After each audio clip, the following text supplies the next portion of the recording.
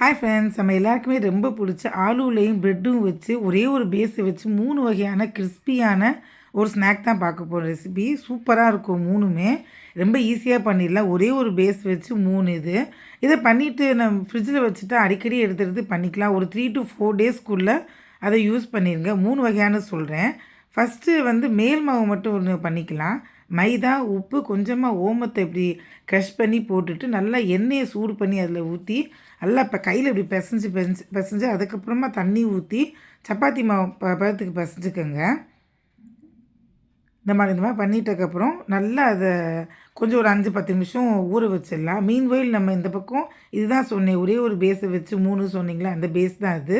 உருளைக்கிழங்கு நல்லா மேஷ் பண்ணிட்டு அதுக்கு மேலே உப்பு, chilli powder, coriander powder, jeera powder, black salt, அப்புறம் கொஞ்சமாக வெங்காயம், வேணும்னா கொஞ்சம் பச்சை மிளகா சேர்த்துக்கலாம். இதெல்லாம் தான் பேஸு. எந்த ஒரு உள்ளே வைக்கிற அந்த ஸ்டஃபிங்காக இருந்தால் நான் சொன்னேன், இது எல்லாம் தான் பேஸு. இதை வச்சு நீங்கள் எது வேணாலும் பண்ணிக்கலாம். உங்களுக்கே நிறைய ஐடியாஸ் வரும் பண்ண.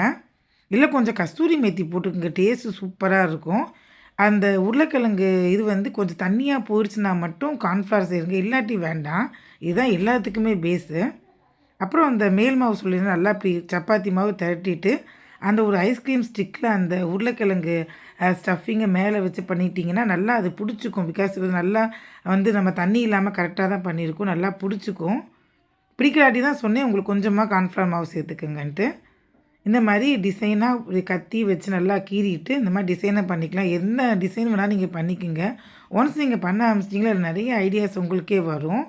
இது பார்க்க நல்லா ஐஸ்கிரீம் மாதிரியும் இல்லாமல், இது லாலிபாப் மாதிரி இல்லாமல் ரொம்ப கிறிஸ்பியாக சூப்பராக இருக்கும். இதை இந்த மாதிரி பேஸ் பண்ணி வச்சுட்டிங்கன்னா ஒரு 2-3 டேஸ் கழித்து கூட நீங்கள் ஃப்ரிட்ஜிலேருந்து எடுத்து பண்ணிக்கலாம். 4 டேஸ்க்கு மேலே பண்ணாதீங்க, நல்லாயிருக்கும். ஃப்ரீயாக இருக்க சமயத்தில் இந்த மாதிரிலாம் பண்ணிட்டீங்கன்னா ஃப்ரிட்ஜில் வச்சுட்டா ஒரு ஃப்ரீசரில் வைங்க. வச்சுட்டிங்கன்னா நீங்கள் பசங்க கேட்கும்போது 2-3 எடுத்து பொரிச்சு கொடுக்கலாம். ரொம்ப டேஸ்ட்டாக நல்லாயிருக்கும். ஸோ இந்த மாதிரி அகலமான இதில் பார்த்து போட்டுக்கோங்க. கொஞ்சம் குழியான போட்டிங்கன்னா கரெக்டாக வராது, பிரிஞ்சிடும். அகலமானது போட்டு எடுத்துட்டிங்கன்னா சூப்பராக ரெடி ஆகிடுச்சு பாருங்கள். அவ்வளோ கிறிஸ்பியாக டேஸ்டியாக சமோசா மாதிரி இல்லாமல் ஒரு மாதிரி டேஸ்ட் ரொம்ப நல்லாயிருக்கும் அது. நெக்ஸ்ட்டு அதே பேஸை வச்சு ப்ரெட்டில் பார்க்கலாம். அதை கார்னர்ஸ்லாம் அப்படி எடுத்துக்கலாம். நல்லா பெரிய கத்தி வச்சு எடுத்திங்கன்னா ஈவனாக கரெக்டாக வந்துடும். இப்போ இதுக்கு நடுவில் கொஞ்சமாக டொமேட்டோ சாஸ், அப்புறம் நம்ம பண்ணி வச்சுருக்கிற அந்த உருளைக்கிழங்கு பேஸ் சொன்னீங்களா, அதையும் நல்லா ஸ்ப்ரெட் பண்ணிவிட்டு கொஞ்சம் கொத்தமல்லி சேர்த்துருப்பேன் நான், அவ்வளோதான். மேலே நல்லா ஸ்ப்ரெட் பண்ணிட்டு அதுக்கு மேலே ஒரு ப்ரெட்டை வச்சு மூடிட்டு நல்லா 4ஆக கட் பண்ணிக்கோங்க. 4 இல்லை 6ஆக கூட கட் பண்ணிக்கலாம் அவங்களுக்கு குட்டி குட்டியாக வேணும்னா. அதுக்கப்புறம் டூத் பிக் வச்சு நடுவில் குத்திட்டிங்கன்னா, குத்தி ஒரு 5 நிமிஷம் வச்சிங்கன்னா நல்லா செட் ஆகிரும் அது. இந்த மாதிரி பாருங்கள், தனித்தனியாக எடுத்துக்கலாம். லேயரு ப்ரெட்டு மாதிரி ரொம்ப சூப்பராக இருக்கும் அது. ப்ரெட்டு அந்த உள்ளே இருக்கிற சாஸ், அந்த உருளைக்கிழங்குலாம் சேர்ந்து வேறு மாதிரி இருக்கும் டேஸ்ட்டு சூப்பராக. இந்த மாதிரி டூத் பிக் வச்சு நடுவில் பண்ணிக்கோங்க.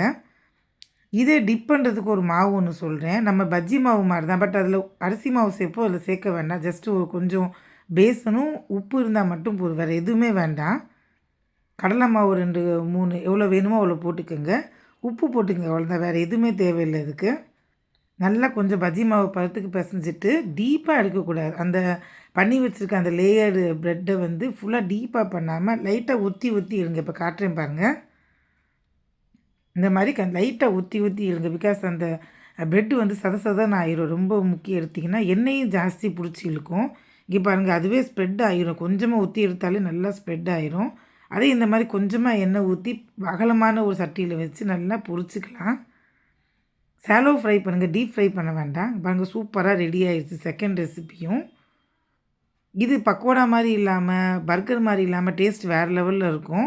3வது ரெசிபி பார்த்திங்கன்னா, இதே மாதிரி ப்ரெட்டை நடுவில் ஒரு கப்பு வச்சு இந்த மாதிரி ரவுண்டாக பண்ணி எடுத்துக்கலாம்.